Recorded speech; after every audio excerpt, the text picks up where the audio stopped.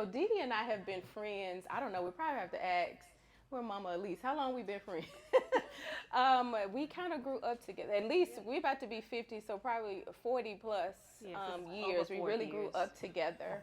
And Before we have memories, there are pictures. yes, yes. And so we just have always been connected. It doesn't matter the space, the time, the distance. That's right. Because who decides to have an event in the city where we don't live? Neither Anymore. one of us Anymore. Yeah. anymore. But we said let's meet in Memphis. Yes. And so That's where our support is, and you guys Yeah. did not let us down. yes, I yes, appreciate this. And it was not a one-man show. I had my sister up here, Yes. my baby sister. She came and toured the place, asked the lady a million questions, FaceTime me. She's on every email, back and forth with the venue, and we still have a couple of issues, but that's okay. God prevailed. Yeah, and so it has been. You finna cry? Go on, cry. Go on, cry. Just girls, Woo. It has been an experience, Yeah. you guys. It has been something that gave me wings. You think you're about to be 50, I remember when I thought 35 was old till I got to be 35. And then when I was 35, I'm thinking 50 old, but I'm about to be 50. So no, 50's not old anymore. And so it's just one of those things, and you never think. And I thought, I had this vision, and I thought, that was just something I saw. And God waited until the perfect time. And I feel this is the perfect time for this. So we're going to talk about it. We're going to breathe in. We're going to breathe out. We're going to do all the things, and we're going to encourage each other and lift each other up. And prayerfully, you'll leave here and you'll want to share this. It's a movement. Share this with somebody and help somebody else along the way. We don't do this by ourselves, right? It's a village. It's a village mentality. It's one of my things I said, Kennedy, keep making your village proud. So it takes more than a village to raise a child, but it also takes a village to help a woman to evolve as well. Yes. It really does. So we're gonna find our village tonight. We're gonna be a part of the village. We're gonna be vocal, and we're gonna have a meaningful night. So with that being said, I think it's time to get started. I think it is. He gave us the cue. So why? As Dee Dee said, I saw a post on Instagram. And in this post, it talked about every 21, 22 days you should get with your girlfriends and what it does for our system mentally. Like it's a release for us. And it's almost like it's something that is needed. And so I called Dee Dee. I was like, girl, I saw this article, and it's like every 22 days you should be getting with your girlfriends, like a girls' night out, like something. We not doing that. What's happening? At the time, she was in Detroit. Yes. And I was in Louisiana. And so she said, we'll have to do it virtually. And I said, okay, I'm game. Let me get my planner out, because I'm a planner girl. And I'm going to schedule this. We're going to pencil it in, and I'm going to be accountable. And we're going to do this. Yeah. And from that, the idea came, I had a vision that, I always was a talk show host and my girlfriends, and we're sitting around every day and we're doing this thing and we're talking and we're making connections. And she said, well, let's just do a podcast. I'm like, oh, no, girl, no. Not me. I'm too old, No, I'm not going to do that. And she was like, yes, we can. And she reached out to her son, and he was like, oh, we sure definitely can. We're going to do this. And so that's where the why came from. And I began to think, have you ever been where if you're feeling some way that it's got to be other people feeling that way, right? And then later on you'll see somebody do the idea. And I was like, you know what? If I'm feeling like I need my girlfriend and we would just on the phone talk, we on FaceTime or what have you, and I would leave the conversation feeling a little bit better, just to lift it a little bit, because I could talk to her about anything, no judgment. Yes. Right? Support.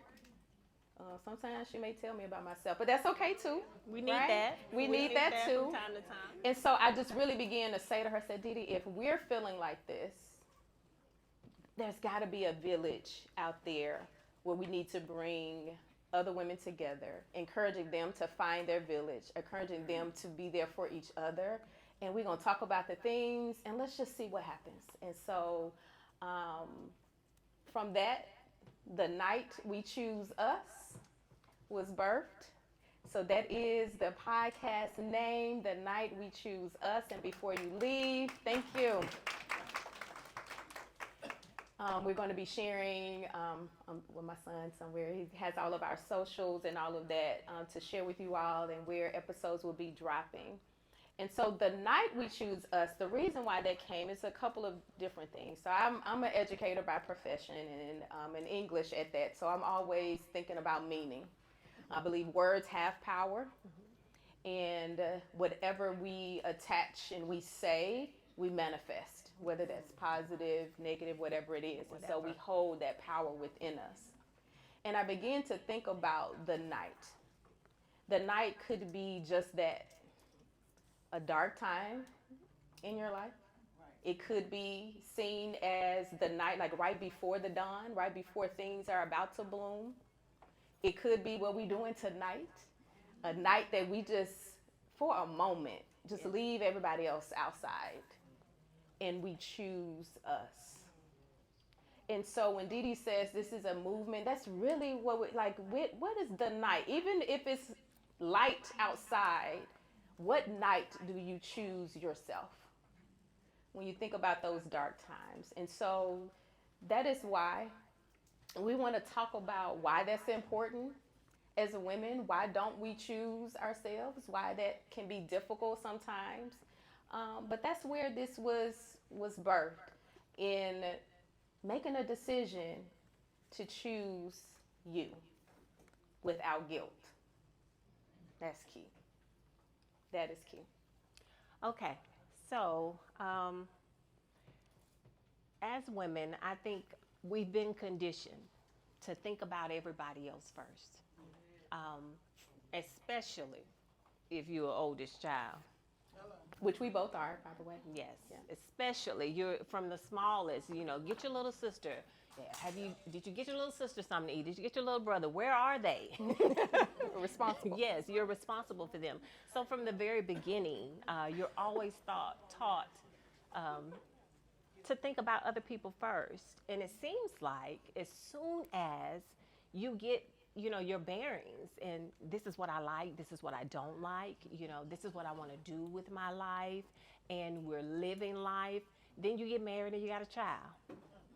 So now you are responsible for another adult. You have a partner that you have to consider, and it seems like there's always somebody else to put before you. If I can just take care of this, then I'll get a moment. And then that moment never comes. And we almost always, I remember having my little family, and when there was extra money, I never thought about going and buying myself something. I always thought, the kids are growing. They need this, they need that. We need to do this, we need to do that. We need to save. I never thought that, I need to do something for me. My partner at the time was a leader in the church, and I think, well, he needs a new suit, all these things. My oldest son, he's a weed like CJ, and so he's growing. I need to get him some more, pants. He needs more shoes. It's always something else that we could do with the coins if they happen to manifest. There's always something else that we can do or sign up for or help someone else.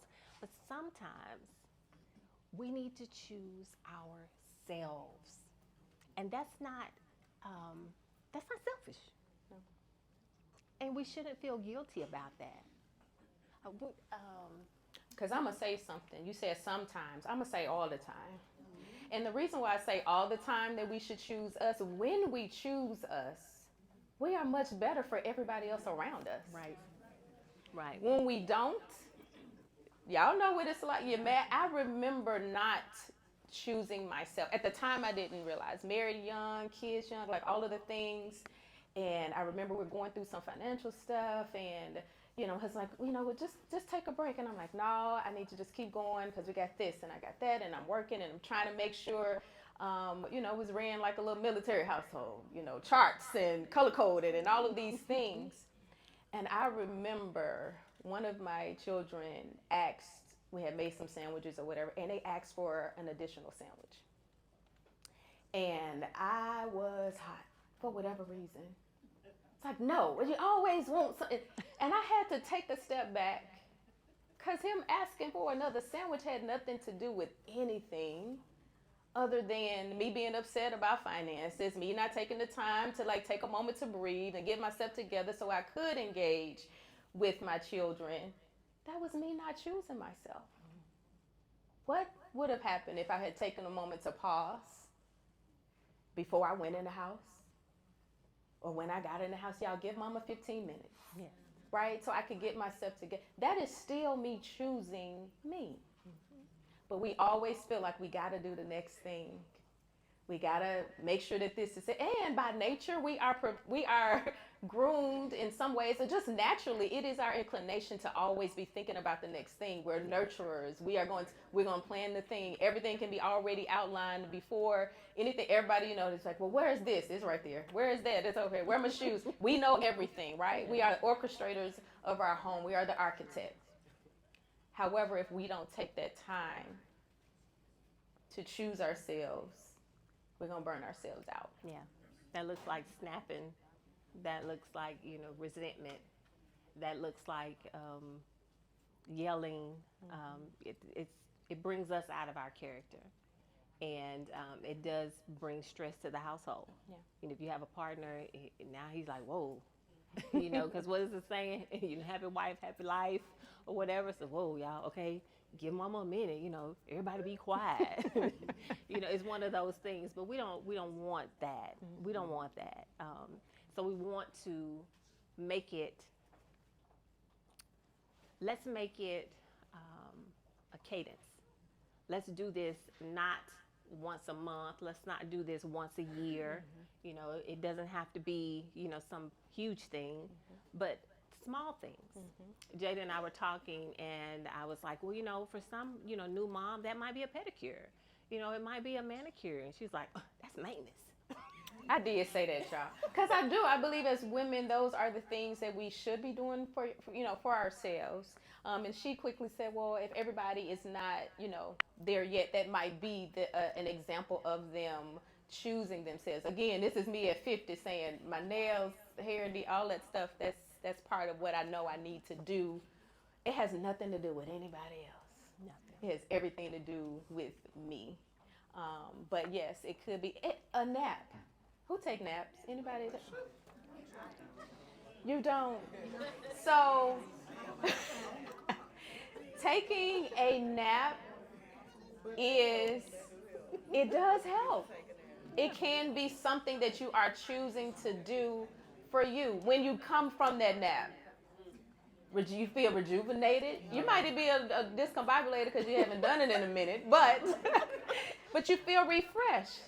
It can be something just that simple that we don't think that's important to our well-being, but it really is, because we really don't get enough sleep because we're always on the go. And not just the physical part, mentally, our minds are always going. And so how do we take those moments to pause? And so this is what we want to be talking about in the podcast. And so not just the what of the things that we need to do, but how do we do these things? And I think that's going to be important as we are going through these conversations. I told Dee Dee, I want people to leave like, oh, you know what? I heard this on the podcast. Let me write this down. Yes. Matter of fact, let me call Stephanie. Stephanie, what you doing for yourself today? Okay, cool. I'm going to do this for me. Let's hold each other accountable to that. The other part is, how did we get here? Why do we feel like we can't choose ourselves? And Dee Dee and I had a good conversation. Yes, we did. We love you in advance, Mama Elise and Mama Met. We love our mamas in advance. So part of the conversation was, I remember newly married, 2 boys. And one day I was just so overwhelmed. I didn't want to get angry with anyone in my house, so I got mad at my mama. And I said, she made it look so darn easy. And this is not easy. And if it is easy, why am I struggling so hard with this? Why am I struggling to make time for my partner? Why am I struggling to make time for my kids? I have a job. I was over the youth ministry at the church. I was a part of this song ensemble at the I had so many different things to do. And I did not make time for myself. There was not time for me, and it wore me out. I had burnout. I was resentful. I was snapping, and all the things. And I wasn't even sleeping well. And I'm like, what is that from? And I think it comes from when we are little girls, when we are young girls, we see our moms do it all. And we think that we should do it all. And that may have been mom's ministry and her gift, but baby, it is not mine. Okay? It is not mine. And I saw growing up, one of the things that made me appreciate my parents' marriage from 6th grade until college, the Saturday before Mother's Day until the Saturday after Mother's Day, my mama and daddy got in the car and left and went to Little Rock, Arkansas for a whole week. That was her gift from him. And she wasn't even with her own kids on Mama's Day. But that showed me that you need to, when I finally sat down and thought about it, you need to take some time for yourself. If you saw your mom do it, then shouldn't you do it also? Yeah. And so there are a lot of us that in the room that can't do that. You can't take off for a week and someone watch your children and take off, have that time from work and all of that. But if you cannot do that, you can do something. And you can do something on a cadence where it's not a one-time thing. This is something that doesn't have to be the same thing every time. But something for you. If you like to read, and I love to read. I have a couple of Kindles. I have over 500 books in my Audible. I have over 800 books in my Kindle library. I love to read. And so there are times when I will light a candle. I will get my Kindle. I will get a throw. I will go outdoors. And I live in a townhome. I'll go outdoors with my chair and I'll sit there and I'll read. And I'll put a timer on. I'll put do not disturb on my phone. Don't nobody call me. I need this time. And that's what I'm going to do. For other people in the room, it may look like a bath instead of shower. Instead of getting in there and taking that 12-minute, 15-minute shower, take a bath. Light a candle. Shut and lock the door. Because you know if you don't, somebody may come in there. Okay? Yes. Your time may be interrupted. When my children were younger and I was in a marriage, and even after that, once I was happily divorced, I would come home. I would come home from work and I would go in the restroom and I would lock the door and I would sit there for a little while because I did not want to bring home the stress and all of that to my children and on my children in the home because I have a special needs son. Some of you may not know that. And so I didn't want to project that onto him. I didn't want to do that because that's not fair. And so that's something that I did in the very beginning to I need this time. Just give me a minute. And I'm going to go in here. When I come out, I got my work clothes off and I got other clothes and I have to do the things around the house. But I needed that moment. And so whatever it is, we want you guys to choose something. But don't do it by yourself. You got to get you a partner or a couple of girlfriends. And it's a check-in. It's not a check-out. We're checking in. Yes. Hey, if it's just a group text, hey, what'd you do for yourself this week? Tell me what it is. I did this. Because we want, it's going to take more than one person to do this. We don't do life alone. So we should not do choosing us alone. Okay? So all of the things, I saw my mom do an amazing job as a mother. And I thought I had to do it all.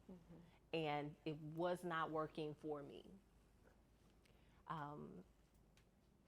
Jada has a similar story. But I remember also, I'll say this really quick. I remember also as a new mom of a special needs child, all of these different things that are pulling on you, and you're trying to make sure that you're the voice and you're the advocate for your child in their health, in their learning, to be included, not excluded, and all of the things. And I felt like I was doing it by myself. And I had a partner, and I was like, this is not kosher. I don't like it. Some got to change. And it would get so heavy that I would have my cry sessions in the shower so that I could get that out and release. And when I came out, I was better.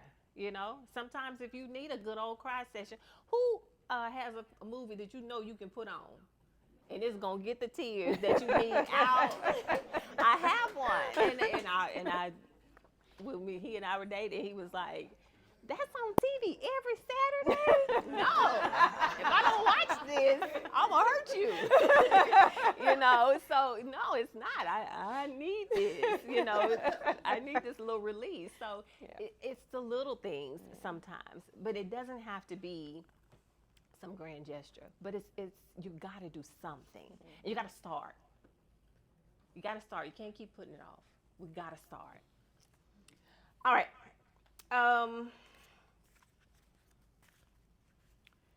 Taking time for yourself. Taking time for yourself, the recharge, the relax, the rest, the meditation, the strategizing, whatever that is.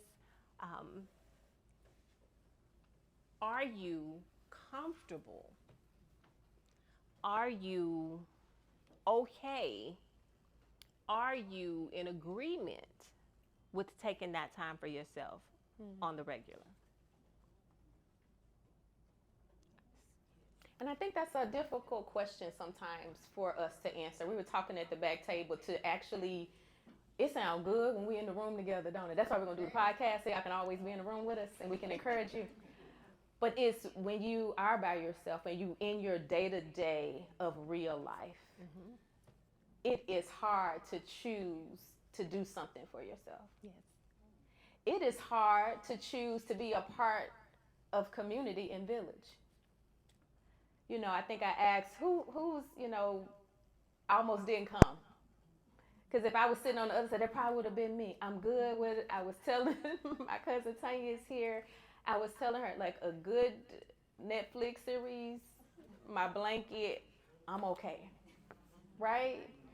And I will sit in the house, and I'm good with that. Not knowing until I talked to Dee Dee or until you know what, I needed that. And I didn't realize how I was really setting my own self up to continue to be on the outside. It's literally like I would be like, okay, we got to go outside, Jada. Okay. And I'll get outside and I'm going to do the smile and I'm going to do all the things and I'm going to be everything at work and I'm going to da-da-da-da. And then I'll be so ready to get back home. so ready to get back in the house. But I know, we talking about crying, right? I know this is stretching me. I know that in me being stretched, that I'm reaching to others. I also know it's not about me. My mom had 12 miscarriages before me. And then when she had me, I was this bouncing baby girl, healthy, all the things. So that lets me know that my presence is for a purpose. Yes. And I can't always see it. I be asking God, like, okay, what we doing? Really, what is this? Because you have trials, you have tribulations, you go through things, and you like, okay, God, what is happening? Why did you choose me for this? What I do know, he will not put more on you than you can bear. Right. Even when you think you can't, we still here. Right? We still standing. It was tough. It was hard. We cried. We let it out. We screamed. We did all of the things, but we are still here. And so because I'm here and because you're here, we might as well do something in purpose. And right now, in this season, in this moment, step one is choosing us. Yes. So we taking our power back. Now, son, I can't talk right now. I'm good. Or sometimes let the phone ring. That's so liberating. I did it the other day. It wasn't your call, CJ. It wasn't your call.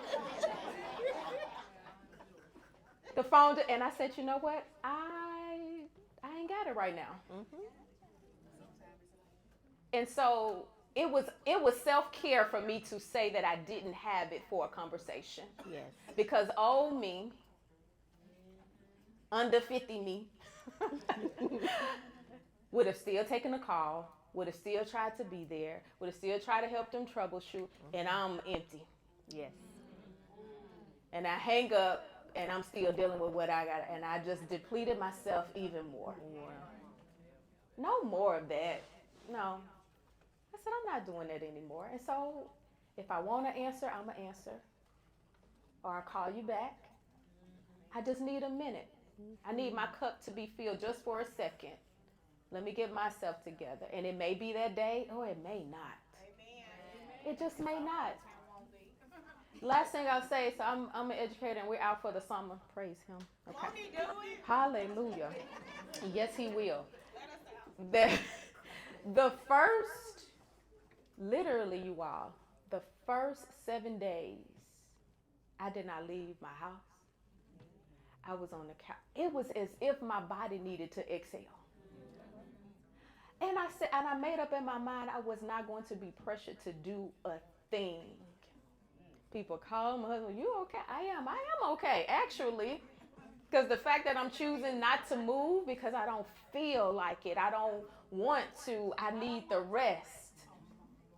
That was choosing me. And I felt so empowered. I'm going to do it again, too. I may just do it at a suite. Come on, let's do it together. That's what we're going to do. So, yes. And so I think that's going to be the important seed that we want to plant here tonight. Is that you actually, seriously, in your own time, your prayer closet, whatever it is, by yourself, make the decision to choose yourself. Not just because it feels good and it sounds good right now, and y'all going to be listening to the podcast and snapping it up and in the comments, but when we leave that space even, don't leave you. And it's something about as we get older and our children get over, whatever season of life you may be in, outside of that, because I began to think as my youngest is 25, and I said, what do you want to do, Jada, when you grow up? Now what? And it is okay to reinvent. It is.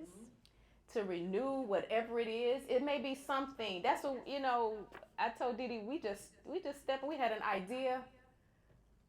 We said, okay, we need a space. We need to get the word out. What we gonna do? I call him, my son, and here we are. And so sometimes it just getting started and just choosing to do that for yourself. Okay, so the night we choose us. I wanted to talk about a little bit about the night. So Jada said, it's dark times, but at nighttime things quiet down, right? It gets quiet. But in that quiet, sometimes truth gets louder. Can we sit in truth? Can we sit in truth sometimes about ourselves, about our situations, about the things that we want to do, or the things we're doing that we don't want to do anymore? Amen. Sometimes nighttime, we're going to take a trip with our senior ladies, and we're learning about the shoreline and learning about tides and waves and things of that nature. And at nighttime, the tide comes in, and it covers. It covers the sand and the beach that it was exposed during the day. It brings these life-giving waters back to these tide pools where these animals are trapped. But also at nighttime, there is renewal. Right. There is covering. And we need covering. We need to be covered sometimes at nighttime when it's quiet, but it's loud at the same time. Sometimes you need that covering to be like, I have to do something about this. I need somebody else. And so our accountability partner, our village, that's when that comes into play. Because if you've ever been dealing with some things in your life, it seems like at nighttime is when you really, really, really have time to think about that. You lay down, it's quiet. I don't know. I can't have no light. When I get ready to go to bed, I sleep with an eye mask. I want all dark. And I know people that need to have the TV on, or, you know, gotta have a light, some noise or whatever, and I'm not that person. But when you want to be calm, when you want things to be a space where there is time for you to be able to think, to be with yourself, that can be scary for some people. Sometimes people are not ready for that, and you think you might be ready for that, and that's why there are a group of people that seem like they never want to be alone. They always got to be around somebody. You know, they always got to have something going on. Be outside somewhere. You know, and Jada and I, the cancer thing, I guess, but homebodies. I would rather be home than anywhere else. If I could work from home and church from home and shop from home and everything from home, I want to do that. You know, that's what I want to do. I would rather be by myself. I like me. I love me. You know, a lot of people can't say that. And so in this time when we're talking about choosing ourselves, sometimes we got to work on ourselves. And sometimes, you know, it's not anybody else's business what you got to work on. But if you got a BFF, she can keep you accountable. And she knows you. And she can tell you, now, wait a minute. You know, there's a time for you to be able to, okay, she's going to let you have your moment. You know, go ahead and cry about it, you know, pout about it, be in your feelings about it. But now, look, girl. Get up. Get up. You know, we're not doing that anymore. And that's a blessing to have somebody like that in your life. Yeah. Especially somebody that's known you, someone that you are comfortable with, someone that loves you. And if you love somebody, you won't let them. You won't let them stay somewhere, and you know that they deserve better, they can do better, and they want better. So the night we choose us is about that. Does anybody have any questions? Yes, ma'am. Can you, I know you touched on this earlier, but can you just talk about the role that choosing yourself has in preventing burnout before we even get to the point where we're just out there bad? Like, how can we, what can we do early on before we get to that point? I can start. So I think, first of all, thank you for that question.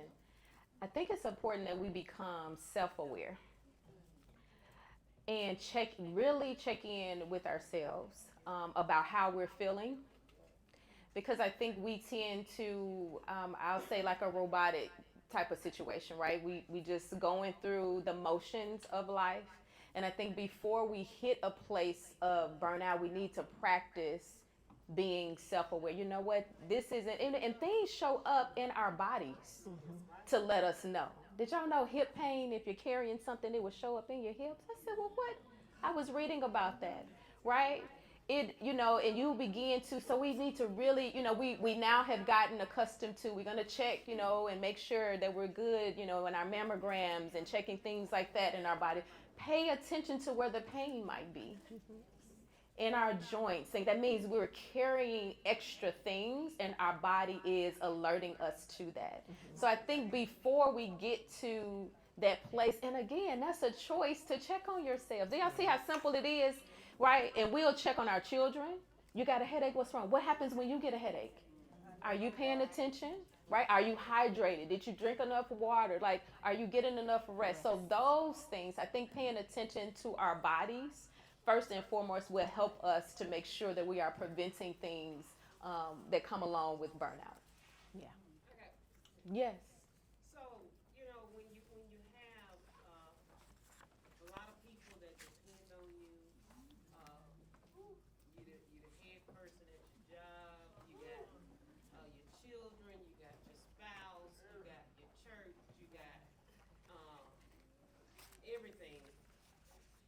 shoulders. Do you guys not find it to be selfish to choose yourself first? Come on, sis. Okay, so that's a very honest question. It's a very honest question. I think it resonates with the thought of guilt. You know, I got so much going on. If I choose myself and I decide not to, what's going to happen? You know, when I don't show up, what's going to happen when I don't have the answers or can do these things? A lot of women wrestle with that. You know, a lot. We wear so many hats. You know, and we wear them well. Now let's not take away from us, because we do. We rock the hats that we wear, but we wear so many that it is one of those things where we got to do one thing at a time. We really do. We have to take the time to do one thing at a time. We are not professional jugglers. We don't work in circuses. We're not going to do that. I'm not going to do that to myself, and I wouldn't put that on someone else. That's self-care, to not overload yourself, to not have so much you can't manage, you know. But it's where a lot of us find ourselves, right? How many of you struggle with, you know, doing something that you need to do for yourself? Hands. How many? Doctor's appointments. And I wanted to add to, thank you for that question too. What's wrong with being selfish? Can we talk about, you know, like really, what is wrong with that? And I believe that it's absolutely nothing wrong with it. We have been conditioned to think, right, that is something wrong with that. But every now and again we do. You have to be selfish, and I think it's okay. Listen, I said it. Yeah, so I think the reason why we think something is wrong with being selfish is because we've allowed people to guilt us into thinking that it's about them. People are about themselves. Yeah. They're about not what you want, what you need. And so what you all are saying is that we do have to learn to say, hey, it's okay to say it's about me. It's okay for me to say no. And I think that's what we're afraid to say as women. Yes. Use the N word. Baby, no is a full It's a sentence. Full sentence, period. Yes. Can I say so? This is totally new for me because I was raised by our men. They taught me to be selfish. So now when I meet women like you, and I'm like, why would you do that? Why would you do that? Go with me now.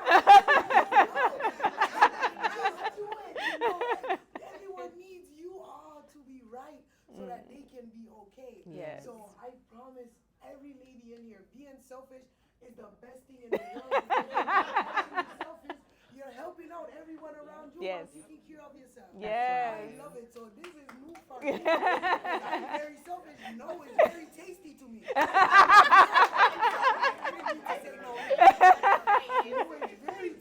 I like that. She said, no is very tasty to me. I love it. Can you tell them about eating a cookie? Yeah. Right. Okay. The word itself, I mean, it's self-ish. Why not? Why not? Be the one that decides to choose you? Nobody else chooses you. Yes. I'm going to choose myself. Yes. And I'm going to be okay with choosing who I am today, whether you like it Hey. or not. And I'm doing it with so much love Yes. in my heart. Yes. But it's just right now, I need me more than you could possibly think. And there's nothing going on in your world that is more important than me making sure she is all right. Yes. I gotta check in. I gotta look at her in the mirror. Yes. Yeah. Yeah. I love that. I love that. I love I that. love it. Yes, I love that. I love that. We have any more questions? I love it. All right.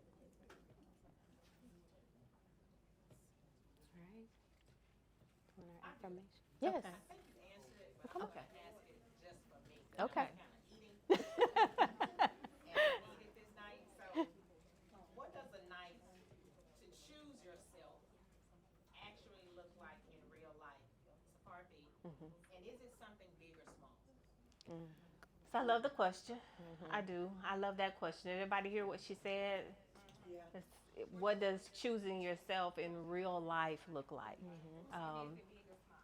Is it big or small?